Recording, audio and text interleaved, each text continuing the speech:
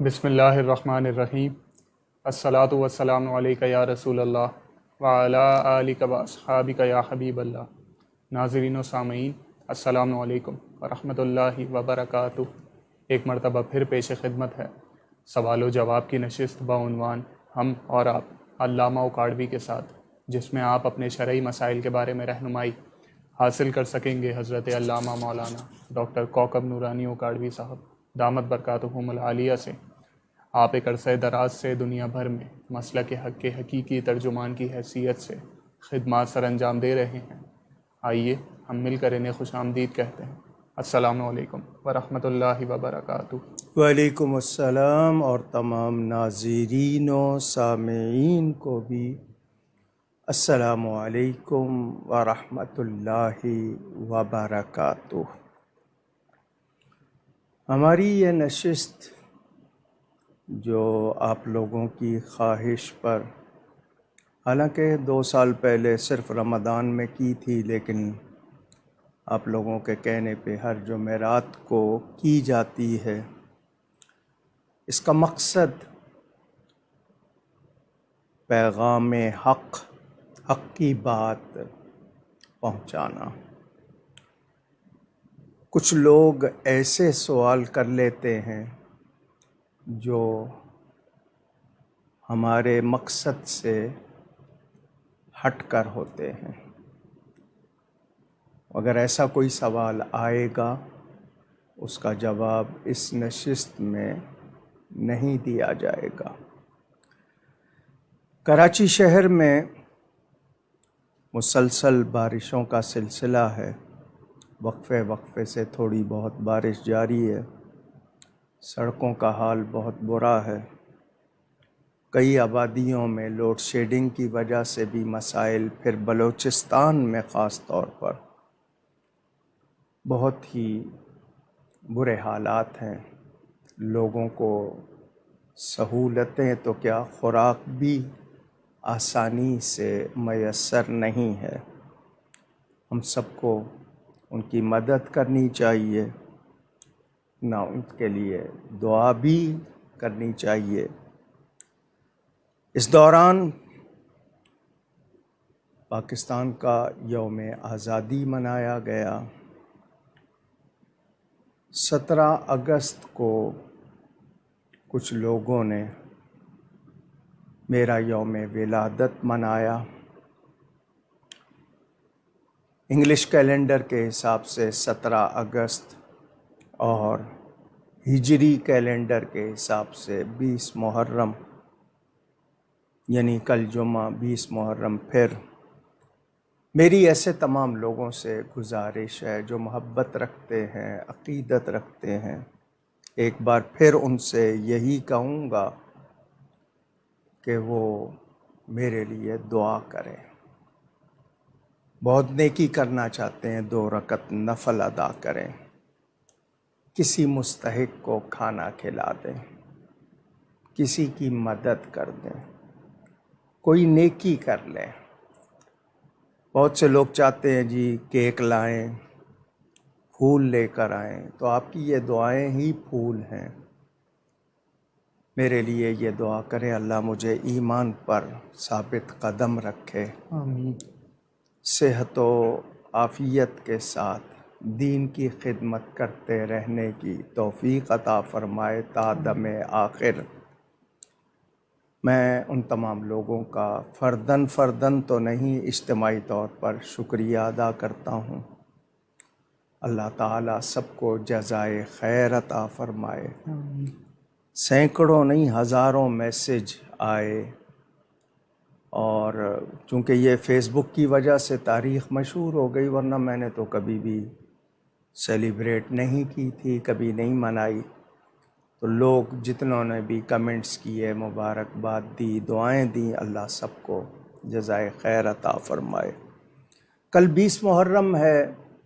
مؤذن رسول، عاشق رسول حضرت سیدنا بلال حبشی رضی اللہ تعالی عنہ کا یوم مبارک بھی ہے۔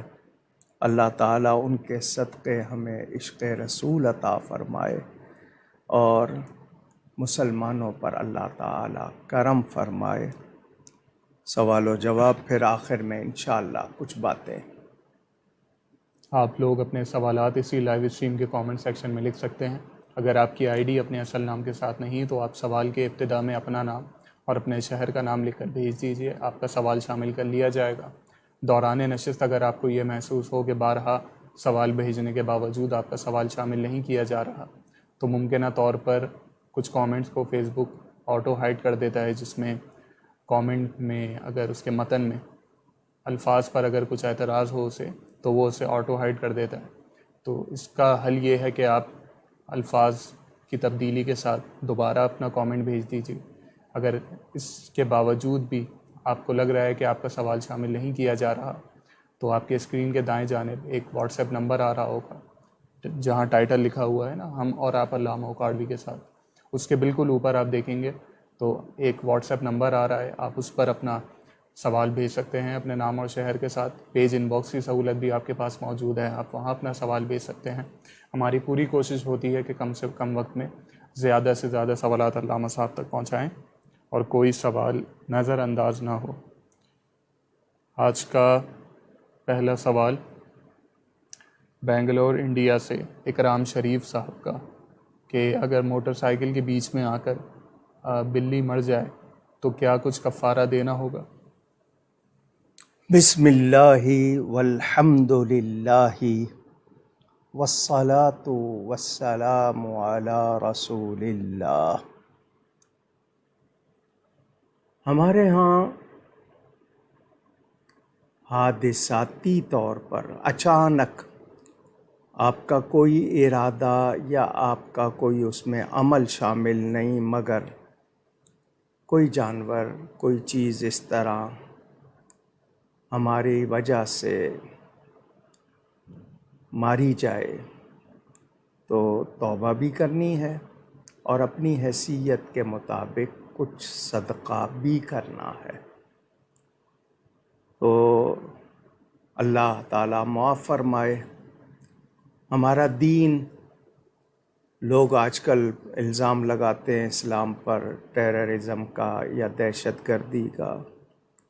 ہمیں تو کسی بھی جان کو ناحق مارنے کی بھی اجازت ہمارا دین نہیں دیتا۔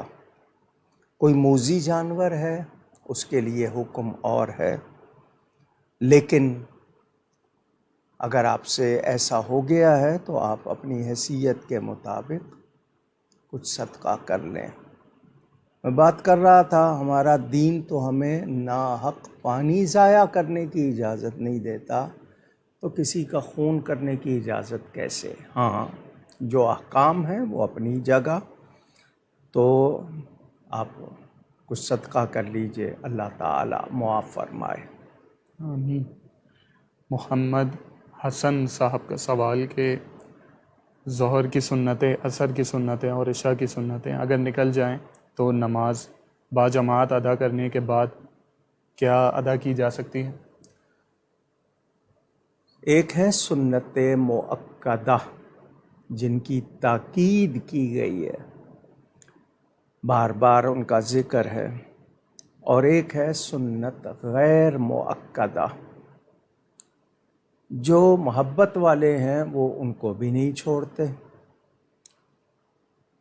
اور جو ویسے پڑھتے ہیں وہ صرف مؤکدہ پڑھ لیتے ہیں۔ حالانکہ صوفیاء اہل محبت ان کو بھی اہم جانتے ہیں۔ قضا جو ہوتی ہے وہ صرف فرض اور واجب کی ہوتی ہے، سنتوں کی قضا نہیں ہوتی۔ لیکن آپ نے مثال کے طور پر شروع میں نہیں پڑھی، نماز پڑھ رہے ہیں، آپ بعد میں پڑھنا چاہتے ہیں، آپ کو نفلوں کا ثواب ملے گا، آپ پڑھیں گے، آپ کے وہ نفل شمار ہوں گے، لیکن سنتوں کی قضا نہیں ہوتی۔ محمد عدنان صاحب کا سوال کہ جشن آزادی کے موقع پر باجا بجانے کے بارے میں کیا شرعی حکم ہے، اور جو والدین اپنے بچوں کو خرید کر دیتے ہیں ان پر کیا شرعی حکم لگے گا؟ ہمارا دین ہمیں خوشی منانے کے طریقے بھی بتاتا ہے۔ ہر وہ طریقہ جو جائز ہے وہ کیا جا سکتا ہے، جو جائز نہیں وہ فضول خرچی بھی ہوگا اور اس میں ثواب نہیں بلکہ عتاب یعنی ہماری پکڑ ہو سکتی ہے۔ ہم غیروں کے طریقے کیوں اپناتے ہیں؟ کیا ہمارے دین میں جو طریقے ہیں وہ کافی نہیں ہیں؟ مجھے اور آپ کو سوچنا چاہیے۔ ہم غیروں کے طریقے فوراً یہ جو ہلہ گلہ، شور اور دوسروں کے لیے مشکل کرنا، میں نے پہلے بھی کہا تھا پچھلے پروگرام میں کہ یوم آزادی مناتے ہوئے سائلنسر اتار دینا، شور کرنا، یہ ساری بےہودگیاں کہلاتی ہیں۔ یہ کوئی تہذیبی کام نہیں ہے۔ بچوں کو ابھی سے آپ جس چیز کے لیے لگائیں گے وہی چیز ان کے اندر پنپے گی اور اسی کے وہ عادی ہو جائیں گے۔ چھوٹی عمر سے آپ ان کو جو لباس پہنا رہے ہیں ان کو پتہ ہے کہ یہ لباس غلط ہوتا تو ہمیں نہ پہنایا جاتا۔ آپ کہتے ہیں بچے ہیں، لیکن ان بچوں کے اندر وہ چیز تو پہنچ گئی نا۔ تو ہمیں تربیت بھی صحیح کرنی ہے اور غلط چیزوں سے بچنا ہے۔ وہ آواز جو جائز نہیں ہے وہ نہیں لگانی۔ اب وہ اس میں بانسری آئے، اس میں باجا آئے، اس میں آپ کچھ بھی لے لیں۔ شادی کے موقع پر ڈھول کی اجازت، وہ بھی کس طرح؟ لیکن یہ جو ہم لوگ اس طرح کر رہے ہیں، یہ ہمارا مزاج کیوں ایسا ہو گیا؟ اسلامی جمہوریہ پاکستان کچھ طریقے اسلامی اپنائیں، کچھ عادات، کچھ لباس، کچھ طور، کچھ اطوار۔ اللہ تعالی ہدایت عطا فرمائے۔ آمین۔ UAE سے محمد حارث صاحب کا سوال کہ ایک بات میری نظروں سے گزری کہ اہل جنت کی زبان عربی ہوگی، کیا یہ بات درست ہے؟ بالکل درست ہے۔ مرنے کے بعد سب کی زبان عربی ہو جائے گی۔ غلام اللہ تعالیٰ ساری زبانیں جانتا ہے مگر محبوب کی زبان پسند ہے، تو یہ بات بالکل درست کہ عربی ہوگی۔ غلام مصطفیٰ صاحب کے سوالات۔ ان کا پہلا سوال کہ کیا عورت اپنے ہاتھ اور پاؤں کی ویکسنگ کروا سکتی ہے؟ جی، ایسی چیز کہ اس کو نقصان نہ ہو، جلد کو غلط چیز یا غلط کیمیکل نہ لگائے۔ غیر ضروری بال ہیں، اگر اس کی چین پر آ گئے ہیں، چہرے پہ آ گئے ہیں تو بالکل ہٹا سکتی ہے۔ اسی طرح باقی بہت زیادہ جو اہتمام کیا جاتا ہے اور بلکہ اشتہاروں میں دکھایا جاتا ہے، یہ بھی ایک الگ بات آ گئی کہ پہلے جو پردے کی باتیں تھیں پردے میں کی جاتی تھی، اب تو باقاعدہ اشتہار دکھائے جاتے ہیں۔ تو اللہ تعالیٰ ہدایت دے، تاہم کوئی غیر ضروری طریقہ اختیار نہ کریں، مناسب ہو، آپ کی جلد کو نقصان نہ ہو، وہ آپ کر سکتے ہیں۔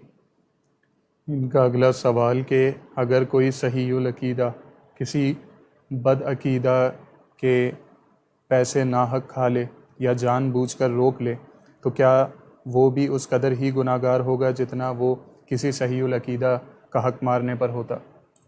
کسی کے بھی پیسے نہیں مارے جا سکتے، کافر ہو تب اس کے بھی نہیں۔ آپ کیا ثبوت دیں گے؟ اس کو کیا بتائیں گے کہ ہمارا دین ہمیں کیا سکھاتا ہے؟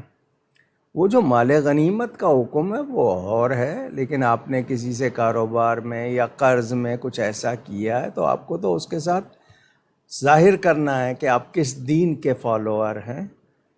یہ سوال ہی عجیب ہے۔ اور میں نے شاید پہلے بھی کئی بار بتایا، قرض، لون، ادھار اور پتہ نہیں کیا کیا آپ نام لیتے ہیں، شہید کو بھی معاف نہیں ہوتا۔ جو اللہ کی راہ میں جان دیتا ہے ایمان والا، جس کو ہم شہید کہتے ہیں، اس کا خون کا قطرہ زمین پر بعد میں گرتا ہے، وہ جنت میں اپنا ٹھکانہ پہلے دیکھ لیتا ہے۔ اس کے گناہ معاف ہو جاتے ہیں، مگر قرض اس کو بھی معاف نہیں ہوتا۔ تو کسی کے پیسے ناحق مارنا، دبانا یا دینے نہیں ہیں، موجود ہیں دینے نہیں، یہ غلط باتیں ہیں، ایسا بالکل نہیں ہو سکتا۔ لاہور سے حماد صاحب کا سوال کہ ایک شخص کی ویڈیو دیکھی یوٹیوب پہ، وہ یہ دعویٰ کر رہا تھا کہ کسی صحابی سے ایسی روایت ثابت نہیں کہ نبی پاک صلی اللہ علیہ وسلم کا سایہ مبارک نہیں تھا۔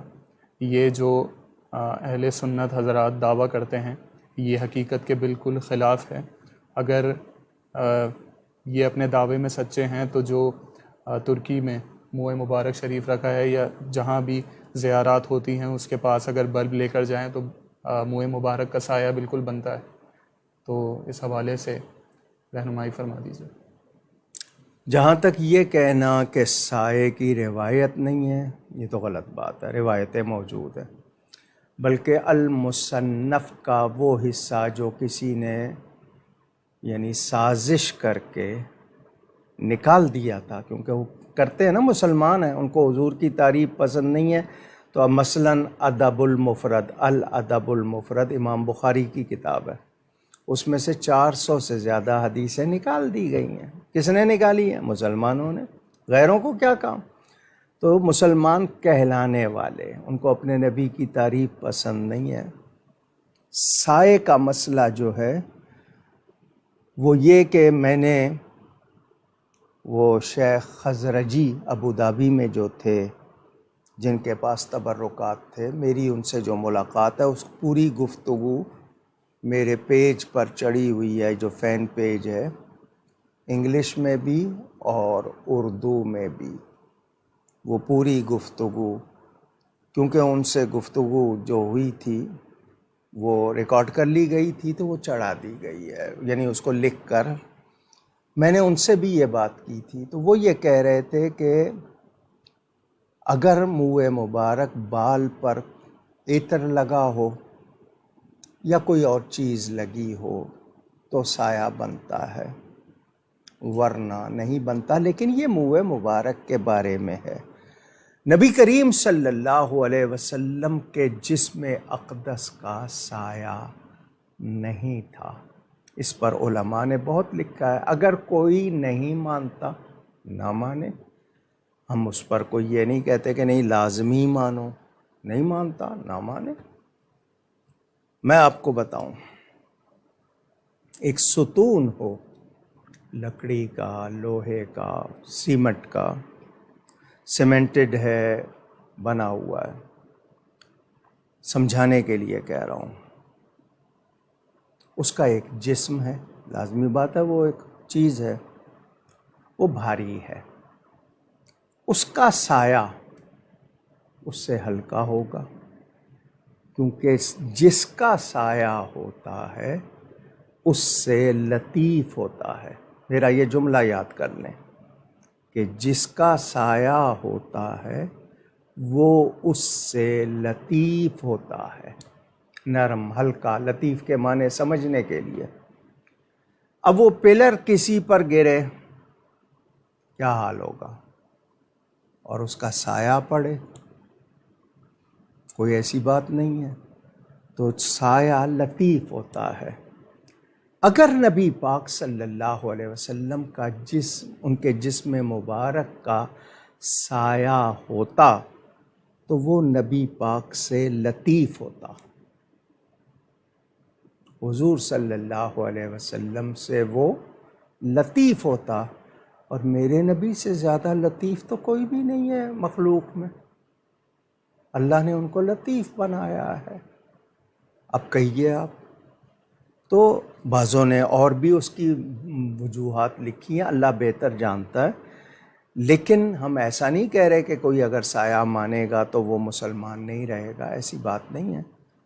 اور جہاں تک ہم مانتے ہیں کہ سایہ نہیں تھا جسم اقدس کا، ہمارے پاس دلائل ہے، کوئی اگر نہیں مانتا اس کی مرضی، مگر محبت والا انکار نہیں کرے گا۔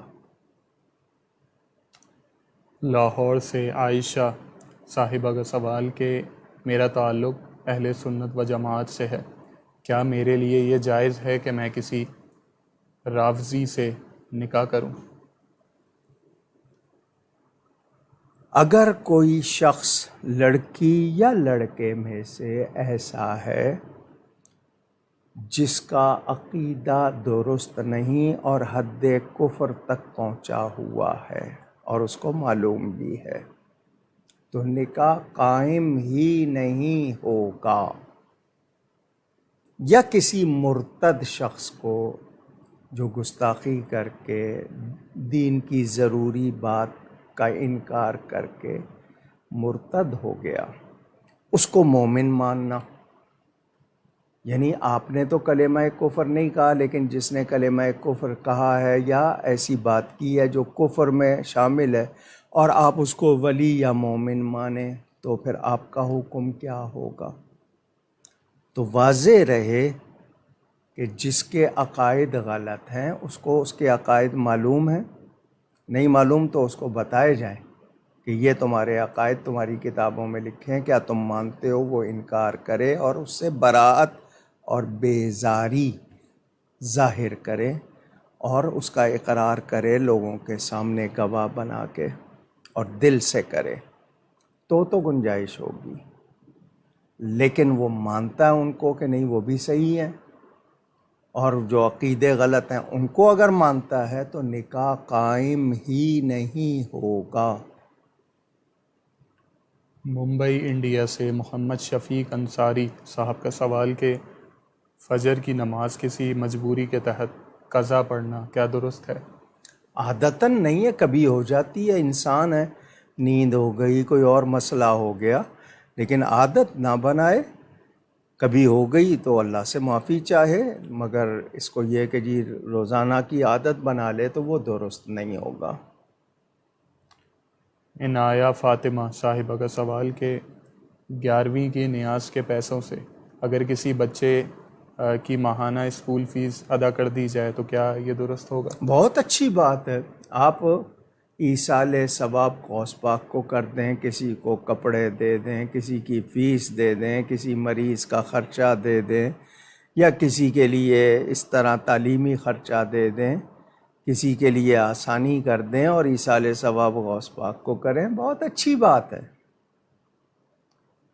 محمد جنید صاحب کے سوالات، ان کا پہلا سوال کہ اگر کوئی عورت عدت میں ہو تو کیا وہ فون پہ کسی نامحرم سے ضرورتاً بات کر سکتی ہے، یا کسی نامحرم رشتہ دار کا تعزیت کے لیے فون آئے تو کیا بات کر سکتی ہے؟ جہاں تک ضروری بات ہے اس میں منع نہیں ہے، مگر وہ ضروری بات ہو اس کے لیے بناؤ سنگار منع ہے۔ اس کے غیر محرم کے سامنے اگر جانا پڑتا ہے مجبوراً، کوئی ڈاکٹر ہے یا کسی ادارے میں ایسی اس کی حاضری لازمی ہے اور اس کے بغیر مشکل ہے، تو وہ کوئی اس کو کھلانے پلانے اور کرنے والا نہیں ہے، اس کے سوا اس کی کوئی آمدنی نہیں ہے، وہ احکام بتا دیے گئے ہیں، لیکن غیر ضروری بات نہیں، ضروری بات کی جا سکتی ہے احتیاط کے ساتھ۔ سمیر خان صاحب کا سوال، کچھ لوگ یزید کو تابعی کہتے ہیں، اور اگر آگے سے ان سے کہا جائے کہ کچھ لوگ تو یہاں تک جری دیکھے گئے ہیں کہ اگر انہیں یہ کہا جائے کہ دعا مانگو کہ تمہارا حشر یزید کے ساتھ ہو تو وہ اب برملا کہہ بھی دیتے ہیں کہ ہاں آمین۔ اسی طرح کا سوال سید محمد متقی صاحب نے کیا کہ یزید کو رحمۃ اللہ علیہ کہنے اور کہلوانے والے گروہ کو کس طرح قرآن و حدیث کے دلائل سے خاموش کرایا جا سکتا ہے؟ جی، اس موضوع پر تقریریں بھی کی ہیں، تحریریں موجود ہیں۔ میں ایسے لوگوں سے ایک سوال کرتا ہوں، آپ کی والدہ، آپ کے والد جن سے آپ کو محبت ہو، جن کی آپ عزت کرتے ہوں، کوئی ان کے بارے میں نامناسب بات کرے یا ان کے ساتھ نامناسب سلوک کرے، آپ کے پاس اس کے لیے کوئی رعایت ہوگی؟ حالانکہ آپ کے ماں باپ کے لیے اس نے نامناسب بات کر کے کفر نہیں کیا ہے، گستاخی کی ہے، ان کی بے ادبی کی ہے، آپ اس کے لیے کوئی رعایت رکھتے ہیں؟ نہیں رکھتے۔ کوئی اگر دیندار شخص ہو، آپ کہیں گے میں اس کے پیچھے نماز نہیں پڑھوں گا، میں اس سے بات نہیں کروں گا، کوئی مسئلہ ہو جائے، آپ کی بیٹی بہن کے لیے کچھ ہو جائے، میں وہ کھلے لفظ نہیں کہہ رہا ہوں، مثلا کسی نے کسی کو چھیڑ دیا، آپ کہیں گے یار یہ تو بندہ درست نہیں ہے، اس کے پیچھے نماز پڑھیں گے آپ صاف کہہ دیں گے نہیں جی میں جانتا ہوں اس کو۔ آپ اپنے معاملے میں اتنے پوزیسو، اتنے زیادہ غیرت مند بنتے ہیں، جس نے نبی کی آل کو قتل کروایا، اس کے بعد کیا کچھ کیا، مدینہ منورہ پر حملہ کروایا۔ آپ کو اگر پڑھنا ہے تو والد صاحب قبلہ کی کتاب امام پاک اور یزید پلید پڑھ لیں۔ آپ کے پاس اگر یزید کے لیے رعایت ہے، آپ کہتے ہیں جی وہ صحابی کا بیٹا تابعی، تو نوح علیہ السلام کے بیٹے کے لیے کیا کہیں گے؟ وہ تو قرآن میں ہے، انہو لیس من اہلک انہو عمل غیر صالح، قرآن میں ہے نوح علیہ السلام کے بیٹے تمہارے گھر والوں میں سے نہیں ہے، اس کے عمل اچھے نہیں ہیں۔ پڑھا اتنا؟ وہاں رعایت کیوں نہیں ہے؟ اور پھر نبی کریم صلی اللہ علیہ وسلم کی عطرت کے ساتھ کیا کچھ کیا، اس کے اپنے بیٹے کا بیان سن لیں۔ معاویہ اصغر اس کا نام تھا، وہ خود کہتا ہے میرا باپ اہل نہیں تھا، میرے باپ نے نبی کی آل کو قتل کیا، خود بیٹا کہہ رہا ہے۔ حضرت امام احمد بن حنبل نے اس پر کفر کا فتویٰ دیا ہے، امام ہے، ذمہ داری کی بات کریں گے، امام ہے۔ آپ کے پاس رعایت ہے تو ٹھیک ہے، آپ اپنا حشر اس کے ساتھ چاہتے ہیں، ضرور چاہیں، اور ہو آپ کا حشر اس کے ساتھ، کیونکہ آپ اس کے لیے رعایت کر رہے ہیں جس نے رسول اللہ صلی اللہ علیہ وسلم کو اذیت پہنچائی ہے اور اللہ کو اذیت پہنچائی ہے۔ حضور صلی اللہ علیہ وسلم کے ارشادات پڑھیں، تو کسی کے پاس اگر ان کے لیے کوئی رعایت یا ان کے لیے یہ جو کلمات ہیں کہ جی اللہ کی رحمت ہو ان پر معاذ اللہ، یزید پلید کے لیے آپ کہنا چاہتے ہیں، حیرت کی بات ہے۔ اس کا مطلب یہ ہے کہ آپ کو نبی پاک صلی اللہ علیہ وسلم کی قرابت کا کوئی خیال نہیں۔ ایسی سوچ پر، ایسے لوگوں پر، سوائے اس کے کہ یہی کہیں گے کہ واقعی اللہ کی پکڑ ہو ان کے لیے، کوئی ہمارے پاس رعایت نہیں ہے۔ کوئی اگر یزید کے لیے، پلید کے لیے نرمی رکھتا ہے تو ہمارے پاس اس کے لیے کوئی گنجائش نہیں ہے۔ عریشہ شیخ صاحب اگر سوال کہ عشاء کی نماز کا قضا وقت کیا ہے؟ جی عشاء کی نماز جب تہجد کا وقت ہو جاتا ہے آپ کا، صبح صادق سے پہلے پہلے پڑھ لیں آپ، اس میں آپ کو پڑھنے کی اجازت دی ہے۔ حضور صلی اللہ علیہ وآلہ وسلم کا فرمان کہ امت کی تکلیف کا خیال نہ ہوتا تو میں اس کو آدھی رات تک کر دیتا۔ تو اگر آپ کو یہ ڈر ہے کہ آپ سو جائیں گے، وقت نکل جائے گا، تو آپ پڑھ کے سوئیں، اور آپ کی عادت ہے اٹھنے کی اور یقینی طور پر اٹھیں گے تو آپ صبح صادق سے پہلے ادا کر لیں۔ محمد جنید صاحب کا سوال کہ اگر کسی ایسے شخص کا انتقال ہو جائے جو کہ سود وصول کرتا تھا اپنی انویسٹ کی ہوئی رقم پہ، تو اب اس کے مرنے کے بعد جو اس کے نام پر جو سود کی رقم آئے، کیا وہ بغیر ثواب کی نیت سے کسی کو دے سکتے ہیں جب تک اصل رقم نہ مل جائے؟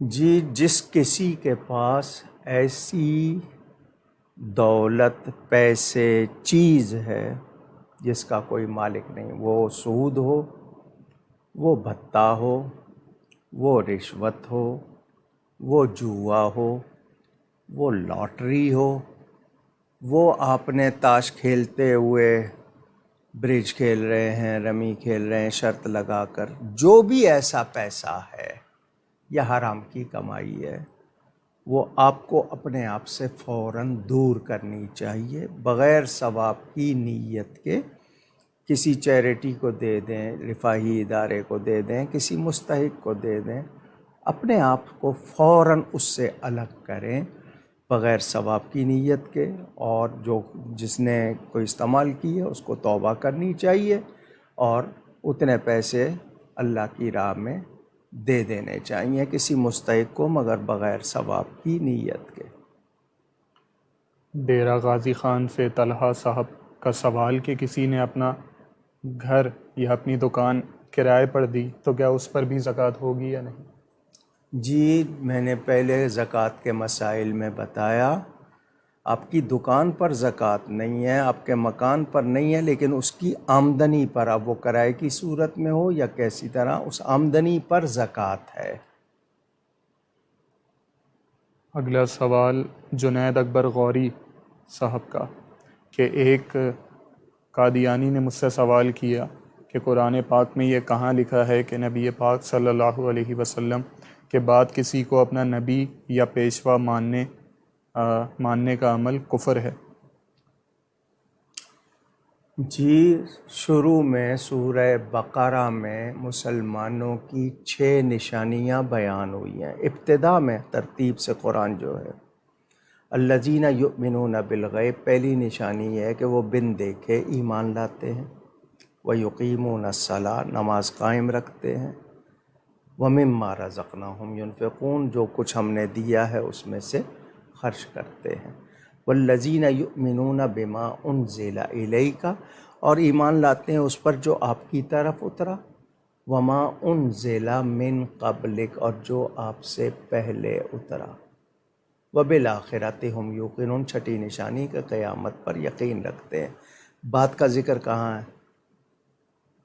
30 سے زیادہ آیتیں جن میں وضاحت ہے ختم نبوت، اور 200 سے زیادہ حدیثیں ہیں، واضح طور پر فرما دیا انا خاتم النبیین لا نبی بعدی۔ تو حضور صلی اللہ علیہ وسلم کے جانشین سیدنا صدیق اکبر نے منکرین ختم نبوت، وہ جو مسیلمہ تھا جس کو کذاب کہا جاتا ہے، اس کے نام کا حصہ ہو گیا یہ، کذاب بہت جھوٹے کو کہتے ہیں، تو اس نے نبوت کا دعویٰ کیا تھا، تو حضرت ابوبکر نے جہاد کیوں کیا؟ کیا وہ دین نہیں جانتے تھے؟ ان کو نہیں معلوم تھا؟ تو حضور صلی اللہ علیہ وسلم آخری نبی ہیں۔ اچھا، اس قادیانی سے پوچھیں، میں نے کئی مرتبہ یہ بات بیان کی ہے، سفر میں تھا میں، تو ایک قادیانی کو میرا پتہ چل گیا، تو وہ آیا مجھے کہنے لگا کہ جی اگر آپ ہمارے نبی کو بھی نبی مان لیں تو جھگڑا ختم ہو جائے گا۔ میں نے کہا اچھا، کوئی آج نبوت کا دعویٰ کرے تو مان لو گے؟ کہنے لگا نہیں۔ تو میں نے کہا جب تم اس کو نہیں مانو گے تو میں کیوں مانا جائے؟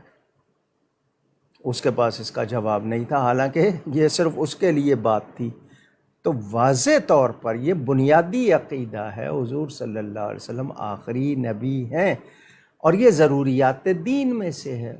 تو ضروریات دین کا انکار کفر ہوتا ہے۔ مثلا کوئی کہے کہ کہاں لکھا ہے قرآن میں کہ نماز کا انکار کرنا کفر ہے؟ کوئی اگر یہ سوال کر دے تو یہ کیا جواب دے گا؟ وہ ضروریات دین اسلام کے بنیادی ارکان میں سے ہے۔ زکوٰۃ کا انکار کر دے، حضرت ابوبکر نے منکرین زکوٰۃ سے جہاد کیا۔ تو جو ضروریات دین ہیں ان میں سے کسی ایک بات کا بھی انکار کرے گا تو کفر ہوگا۔ اور ختم نبوت یہ بنیادی قطعی عقیدہ ہے۔ میرے نبی پاک حضرت سیدنا محمد بن عبداللہ صلی اللہ علیہ وآلہ وسلم اللہ کے آخری نبی ہیں۔ تو اس کے بعد بھی اگر کوئی بحث کرتا ہے تو وہ کرتا رہے، کہ میں یہ جملہ اس لیے کہہ رہا ہوں نا کہ وہ سمجھ آ جائے کہ سورج مغرب سے نکل سکتا ہے، لیکن یہ عقیدہ ختم نہیں ہو سکتا ختم نبوت کا۔ جی، اگلے سوالات حافظ محمد فیضان صاحب کے کہ اگر کوئی شخص 15 دن سے کم کی نیت سے سفر پر نکلا اور 10 یا 12 دن رہ کر واپس آنے کا ارادہ کیا ہی تھا کہ کسی مجبوری کے تحت زیادہ دن رہنا پڑ گیا، تو جو باقی دن ہوں گے اس میں نماز قصر پڑھی جائے گی؟ ان دنوں کا پتہ ہو، اگر یہ ہوتا ہے نا، ایک تو کنفرم ہے، ابھی وہ گیا ہے سفر پہ، وہ مسافر ہے، نماز پڑھ رہا ہے قصر، لیکن اس کو نہیں پتا کہ کل مجھے چھٹی مل جائے گی، پرسوں مل جائے گی، ایک ایک دن کر کے بڑھ رہا ہے، یقینی نہیں ہے، تو وہ مسافر رہے گا. لیکن کنفرم ہو جائے گا تو پھر مسافر نہیں رہے گا، پھر وہ پوری پڑے گا. ان کا اگلا سوال کہ اگر کوئی شخص رمضان المبارک کا کوئی روزہ جان بوجھ کر چھوڑ دے یا پھر رکھ کر توڑ دے تو اس کے لیے کیا حکم ہوگا؟ کفارہ. میرا کیا حکم ہے؟ قرآن حدیث کا حکم ہے کہ یا تو وہ غلام آزاد کرے، یا 60 روزے مسلسل رکھے بغیر ناغے کے، یا 60 مسکینوں کو کھانا کھلائے. اس میں کوئی اور تبدیلی نہیں ہو سکتی. طاہا صدیقی صاحب کا سوال کہ یوٹیوب پہ ایک مولانا صاحب کو یہ بیان کرتے ہوئے سنا جس میں وہ یہ کہہ رہے تھے کہ قیامت میں ایک دوسرے کو لوگ اس لیے نہیں پہچانیں گے کیونکہ دنیا میں جو لوگ ایک دوسرے کو پہچانتے ہیں وہ شکل سے پہچانتے ہیں، اور قیامت میں ہماری ارواح موجود ہوں گی اور روح کی کیا شکل ہے، لوگوں کو ایک دوسرے کی روح کی شکل کی معرفت نہیں ہے، اسی وجہ سے وہ لوگ ایک دوسرے کو نہیں پہچان سکیں گے. کیا یہ تفسیر درست ہے؟ کسی نے اگر کی ہے تو آپ مجھ سے ویسے سوال کر لیں، کسی کا ریفرنس کیوں دے رہے ہیں؟ میں پہلے شروع میں کہہ چکا ہوں نا، اس طرح انداز اچھا نہیں ہے کہ فلاں یہ کہہ رہے تھے فلاں. آپ سوال کر لیں کہ قیامت کے دن روحیں ہوں گی یا جسم ہوں گے. آپ سیدھا سیدھا سوال کریں تاکہ کوئی اختلافی وہ صورت، کیونکہ اس شخص کے اصل الفاظ میرے پاس نہیں ہیں. یہ جو بیان کر رہے ہیں ان کا سوال میرے پاس آیا ہے. اب واقعی انہوں نے ان کے اصلی لفظ دہرائے ہیں یا مفہوم بیان کیا ہے. وہ جو ہے کہ قبروں سے ننگے اٹھیں گے، وہ روحیں اٹھیں گی یا جسم اٹھیں گے، اور سب جمع کر دیے جائیں گے جو قرآن میں ہیں، ان کے دوبارہ ان کے جسم جوڑ دیے جائیں گے، تو وہ روحیں جوڑی جائیں گی یا جسم جوڑے جائیں گے؟ کیسی بات ہے؟ تو سارے جسموں کے ساتھ ہوں گے، ان جسموں میں روحیں بھی ہوں گی. ذیشان قریشی صاحب کا سوال کہ طلاق کے بعد رجوع کا کیا مطلب ہے؟ لوٹنا. رجوع کے معنی ہوتے ہیں لوٹنا، یعنی دوبارہ اس کی طرف آنا. اگر رجعی وہ لوٹنے والی طلاق دی ہے. ایک ہوتی ہے طلاق مغلظہ جو ختم کر دیتی ہے، ایک طلاق دی ہے، پھر مہینے 2 مہینے بعد دوسری دی ہے، پھر مہینے 2 مہینے کے بعد تیسری دی ہے، تو ختم ہو جاتا ہے. تو ایک طلاق رجعی کہلاتی ہے، اس میں رجوع یعنی لوٹ سکتے ہیں بیوی کی طرف. اور جو ایسی طلاق ہو کہ جس سے نکاح بالکل ہی ختم ہو گیا، وہ طلاق ایسی، تو اس میں پھر رجوع نہیں ہو سکتا سوائے حلالہ کے. جنید اکبر صاحب کا سوال کہ اگر کسی آدمی نے کسی غیر مسلم ملک کے رہنے کا ویزا لیا اور نیت ہجرت کی کر لی تو کیا یہ ہجرت شمار ہوگی، اور اس پر اب کیا احکام کی تبدیلیاں نہیں سمجھا میں کہ کائے کے لیے گیا ہے؟ کہ اس نے ویزا لیا کچھ سالوں کا نہیں، کائے کے لیے لیا ہے بھئی؟ وہاں تجارت کے لیے یا وہاں جا کے ہمیشہ کے لیے بسنے کے لیے کیا ہے؟ تو اگر ایک شخص گیا ہے کاروبار کے لیے، تعلیم کے لیے، تو وہ اس کا سفر ہے. اگر وہاں اس نے مستقل رہنے کا ارادہ کر لیا تو اپنے وطن سے وہ ہجرت کر گیا ہے. اگر وہیں رہتا ہے تو وہ لازمی بات ہے وہاں پر ہجرت کر کے ہی گیا ہے نا. ہجرت کا مطلب اپنے گھر کو چھوڑ کے، اپنے وطن کو چھوڑ کے نکل جانا. اصل مہاجر تو وہ ہوتا ہے جو گناہ چھوڑ کے اللہ کی طرف آ جائے، وہ اصل مہاجر اللہ. تو جو وطن چھوڑ کے جاتے ہیں وہ ہجرت ہی کرتے ہیں، جس کو آپ مائیگریٹ کہتے ہیں، اور وہاں پر بھی ان لوگوں کے لیے یہی لفظ ہی استعمال کیا جاتا ہے. راحیل امین صاحب کا سوال کہ قرآن پاک میں یہ موجود ہے جس کا مفہوم کچھ یوں ہے کہ نبی پاک صلی اللہ علیہ وسلم ایمان والوں کی جان سے زیادہ ان کے مالک ہیں. اس بارے میں تفصیل سے بتا دیجئے کہ ہمارا اس بارے میں کیا عقیدہ ہے. جی، یہ النبی اولا بالمؤمنین من انفسہم، یہ اس آیت کے حوالے سے ہے، اور اس پر ہمارے تمام مفسرین نے یہی لکھا ہے کہ مومنوں کی جان سے زیادہ قریب ہیں، ان کے مالک ہیں، اللہ نے ان کو بنایا ہے. یہ شان اللہ تعالیٰ نے عطا کی ہے، یہی ہمارا عقیدہ ہے. اور بلکہ میں نے مخالفوں کی کتاب سے بھی اس کا جواب وہ جو میری کتاب ہے اعلیٰ حضرت کلام اعلیٰ حضرت ترجمان حقیقت، میں نے اس میں اس کو مخالفین کے بھی حوالے اس میں شامل کر دیے ہیں۔ تو جب تک کوئی رسول پاک صلی اللہ علیہ وسلم کو اپنی جان کا مالک نہیں مانتا، وہ ایمان کی لذت ہی نہیں پاتا۔ وہ ہماری جانوں سے زیادہ قریب ہماری جان کے مالک۔ بے شک۔ مصدق صاحب کا سوال کہ حدیث عمار کی وضاحت فرما دیجیے۔ اس سوال کو آپ اگر اس پروگرام میں نہ کریں تو بہتر ہے۔ میں ان موضوعات پر اس فورم پہ گفتگو نہیں چاہتا۔ آپ اگر کراچی رہتے ہیں، میں روزانہ مغرب سے عشاء جامع مسجد گلزار حبیب میں بیٹھتا ہوں، وہاں آ جائیے۔ تاہم ناظرین کے سامنے چونکہ سوال آ گیا، حضرت عمار ابن یاسر رضی اللہ تعالی عنہ صحابی رسول ہیں۔ جس شخص نے قتل کیا یا جس گروہ نے قتل کیا، اس کے لیے بہت زیادہ کہا جاتا ہے کہ وہ حدیث کے الفاظ میں اس کو باغی قرار دیا گیا۔ تو وہ باغی کس کے تھے؟ امیر کے تھے یا دین کے تھے؟ پہلی بات، بغاوت سے مراد کیا ہے؟ کسی پر یہ جملہ کہہ کے باغی گروپ کا کہہ کے ان کو دین سے نکالنا، یہ غلط ہے۔ ذہن میں رہے، یہ کچھ ایسے امور ہیں جن پر ہمیں چپ رہنا چاہیے۔ کیوں؟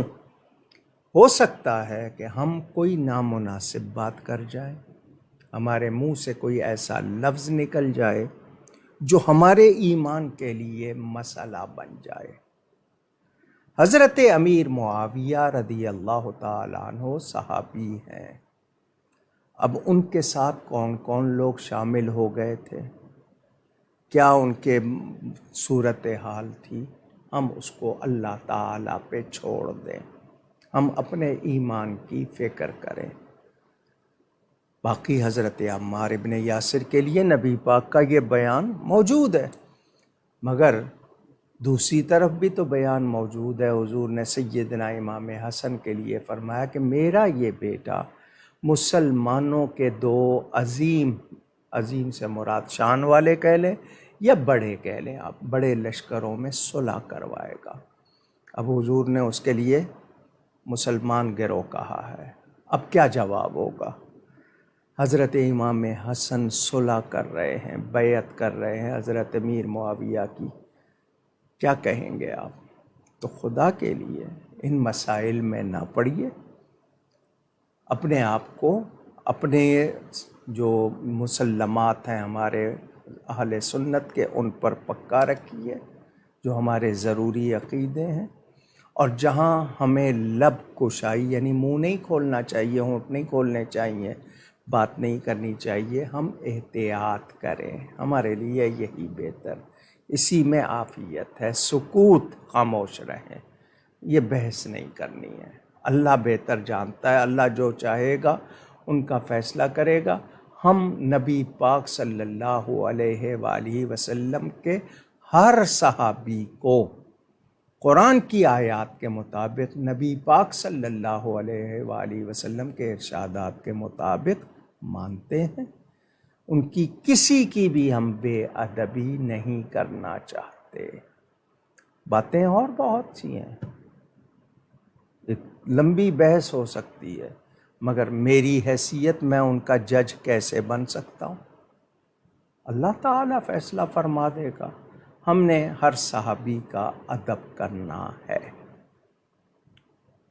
احسن ملک صاحب، آپ نے کنایا الفاظ کے ساتھ طلاق کا حکم پوچھا۔ گزشتہ نشستوں میں بارہا یہ سوال آیا اور علامہ صاحب نے ہر بار اس کا مفصل جواب دیا۔ ریکارڈنگز موجود ہے، آپ دیکھ سکتے ہیں۔ مزید تفصیل چاہیں تو بہار شریعت جو بہترین اور آسان کتاب ہے، اس میں تمام وہ الفاظ وغیرہ سب درج ہیں طلاق کے بیان میں، وہ پڑھ لیں۔ زہیب علی صاحب کا سوال کہ بعض عرب ممالک میں یہ روایت ہے کہ وہاں جمعے کے خطبے کے دوران وہاں کے عمرا کا نام بھی لیا جاتا ہے، اور وہاں اکثر لوگ ہاتھ اٹھا کر خطبے کے دوران آمین بھی کہنا شروع کر دیتے ہیں، تو اس کا کیا حکم ہے؟ کیا عمرا کے نام لینا جائز ہے خطبے کے دوران؟ جی یہ رواج رہا ہے، لیا جاتا رہا ہے۔ اگر وہ مسلمان ہیں، عادل ہیں تو درست ہے، اور اگر عادل نہیں ہیں تو مجبوراً لیا جا رہا ہوگا، تو اس دوسرے خطبے میں لیا جاتا رہا ہے، پہلے ذکر ہوتا تھا۔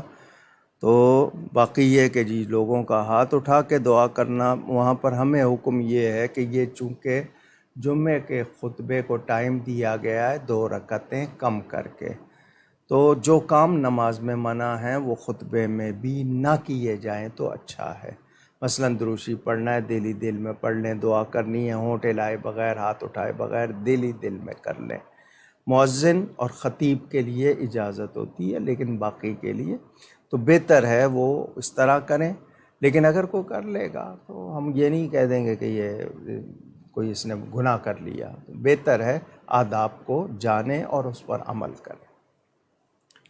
بریلی شریف انڈیا سے محمد عارف قادری صاحب نے یہ درخواست کی ہے کہ آپ اپنی کتابیں اور اپنے والد صاحب کی کتابیں انڈیا کے کسی مطبعے سے شائع کروا دیں، کیونکہ وہاں علماء اور طلباء اہل سنت ان سے فائدہ اٹھا سکے، ورنہ وہاں حاصل کرنا بہت مشکل ہے۔ کیا نام بتایا؟ محمد عارف قادری صاحب۔ محمد عارف صاحب ہماری بغیر اجازت کے چھپ رہی ہیں وہاں پہ۔ پاکستان ہندوستان میں تو یہی مسئلہ ہے، وہاں کی یہاں اور یہاں کی وہاں، بغیر اجازت چھپ رہی ہیں۔ وہ کیا ہے، فرید بک ٹپو ہے یا فرید نام ہے بمبئی میں بہت بڑا، ان کے ہاں میں نے اپنے والد صاحب کی کتابیں دیکھی چھپی ہوئی۔ کچھ لوگ تو چھاپ رہے ہیں نا، جیسے ادارہ تحقیقات امام احمد رضا جموں کشمیر میں، وہ تو مفت بانٹنے کے لیے، لیکن باقاعدہ بیچنے کے لیے۔ اسی پر بس نہیں ہے، والد صاحب کی ایک کتاب کا نام بدل دیا، اندر ساری وہی کتاب ہے، نام کچھ اور رکھ دیا، وہ بھی ہو رہا ہے۔ تو اگر کوئی پبلیشر وہاں کا ہم سے اجازت لے، ہم ضرور دے دیں گے اجازت۔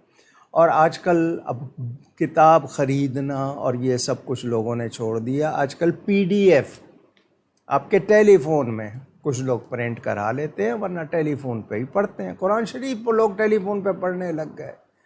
تو یہ اب آپ مجھ سے کہہ رہے ہیں، میری طرف سے میں نے کبھی ایسا نہیں، میں نے بتایا نا بغیر اجازت کے چھپ رہی ہیں، میں نے خود دیکھی بھی ہیں۔ تو کوئی اگر وہاں کا پبلشر ذمہ دار رابطہ کرے اور باقاعدہ اجازت لے کے چھاپے، ہم اجازت دیں گے۔ لیکن وہ کاروباری اس کا جو ہو نا، وہ نہ ہو کہ جی صرف اپنا ہی کر رہا ہو۔ تو باقی جو فری چھاپ کے کر رہے ہیں ان سے یہی گزارش ہوتی ہے کہ متن میں کوئی تبدیلی نہ کریں۔ تو ہمارے اطلاع کے، اور پھر میرے پیج پہ چڑھی ہوئی ہیں، میرے نام سے جو پیج ہے کوکب نورانی ukardvi.com، اس پہ والد صاحب کی اور میری اکثر کتابیں، کچھ نہیں ہیں مگر اکثر کتابیں وہاں ہیں۔ اچھا، میں نے خود دیکھا امازون میں اور دوسروں میں باقاعدہ لوگ بیچ رہے ہیں، انہوں نے وہاں سے پرنٹ اٹھایا ہے اور اپنے اس کے ادارے سے بیچ بھی رہے ہیں، کہ بڑی مہنگی مہنگی انہوں نے قیمتیں رکھی ہوئی ہیں ڈالرز کی، وہ بھی میں دیکھ رہا ہوں۔ تو اس دور میں تو بڑا مشکل ہو گیا، میں کہاں جا کے مقدمے کروں، حالانکہ میں نے تمام ان کے رائٹس جو ہوتے ہیں، کاپی رائٹس، وہ سب منظور کروائے ہوئے، سارا کچھ ہے۔ اس کے باوجود آج کل کوئی نہیں، یعنی ہماری چیزیں، میرے ٹائٹلز، میری کیلیگرافی، پتہ نہیں کتنی چیزوں کی نقل ہو رہی ہے، بتائیں کہاں تک لڑوں میں؟ تو میں یہ سوچ کے کہ چلے وہ اپنے نام سے نہ دیں، یہی بتا دیں کہ وہاں سے لیا ہے، تو آگے پیغام جا رہا ہے۔ تو کوئی اگر پبلشر ہو تو اس کو کہیے رابطہ کرے ہم سے، باقاعدہ اصل مسودے لے کے چھاپے۔ وہ پھر پبلشر جو ہوتا ہے جو یہاں کا ہے وہ اس سے منگوا سکتے ہیں بڑے آرام سے۔ لیکن آج کل جو حالات بن گئے ہیں، کچھ کورونا کی وجہ تھی، کچھ یہ آپس کے جو مسائل ہیں، تو دنیا میں جا رہی ہیں کتابیں اکثر جگہوں پہ، میں نے امریکہ میں بھی دیکھی ہیں، وہ ہمارے پبلشر سے منگوائی ہوئی ہیں، جو خود چھاپ رہے ہیں وہ ان کی مرضی۔ بلکہ ایک ظلم بتاؤں آپ کو، میرے والد صاحب قبلہ کی لکھی ہوئی کتاب نماز مترجم، یہ پاکستان میں قرآن شریف کے بعد سب سے زیادہ فروخت ہونے والی کتاب، اب تک کروڑوں میں چھپی ہے، 30 لاکھ یعنی 3 ملین کا ایک ایڈیشن۔ لاہور میں کچھ لوگ ہیں، انہوں نے والد صاحب کا نام اوپر پورا نہیں لکھا، صرف مولانا محمد شفیع صاحب، اکاڑوی کا لفظ بھی نکال دیا، چوری کر کے چھاپ رہے ہیں نماز کی کتاب۔ یہ اللہ کو کیا جواب دیں گے؟ دنیا کے تو 4 پیسے کما لیں گے یہ لوگ، لیکن کبھی سوچا آپ نے یہ کچھ ہو رہا ہے؟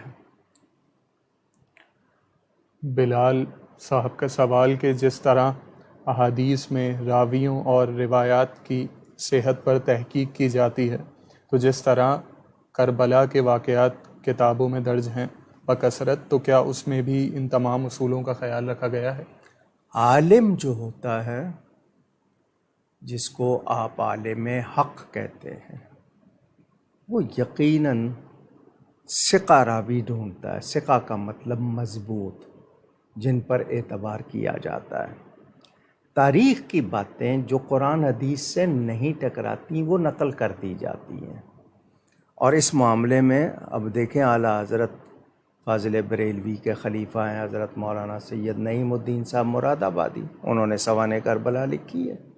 کتنا بڑا نام ہے حضرت شاہ عبدالعزیز محدث دہلوی کا، انہوں نے سر الشہادتین لکھی ہے۔ تو والد صاحب قبلہ نے شام کربلا لکھی ہے اور ہر حوالہ دیا ہے، کہاں سے کون سی بات نقل کی گئی ہے حوالہ، اسی لیے کہ لوگ کہا کرتے تھے کہ جی یہ تو یوں سنا رہے ہیں جیسے کمنٹری کر رہے ہیں، معاذ اللہ، تو اسی لیے انہوں نے کتاب لکھ دی۔ یہ تو ایک ایک واقعہ موجود ہے، کون سی کتاب میں ہے، اس کا صفحہ نمبر کیا ہے، تمام چیزیں وہ تمام لکھ دی ہیں۔